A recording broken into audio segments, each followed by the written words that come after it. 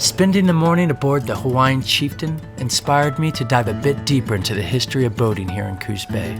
And where better to learn than at the Boat Building Center, where Mr. Tom Greaves is working to preserve the history of maritime activity in the region. That's what we're all about. We intend as our mission to perpetuate the maritime history that we have in our Bay Area over the last 100 and more years.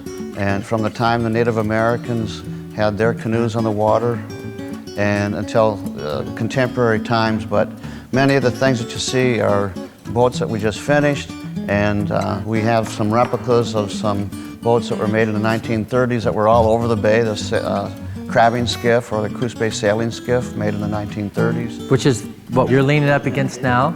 Yeah, and this is not a kit boat. It was from scratch, it's called. Wow. And there's so many interesting parts and stories to this. There's some trees that are from our own forest lands that are in this boat. Oh, that's wonderful. And there's many people and volunteers over the last 4 or 5 years building this.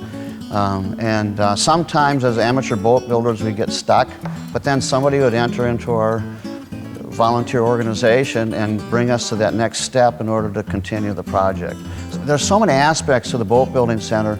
We have kids coming down here that 4 and 5 years old, and people in their 70s and 80s all working together, you know, in all age groups. Yeah. So volunteers are essential to this organization. For more information about the Boat Building Center, please visit coosbayboats.org. Would you like to learn more about any of the great destinations we've visited or dive a bit deeper into some of the topics on the show?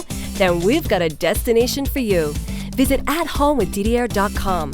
There you'll find a world of ideas and inspiration designed to give you insights towards a happier, healthier lifestyle. Again, that's athomewithdidiayer.com.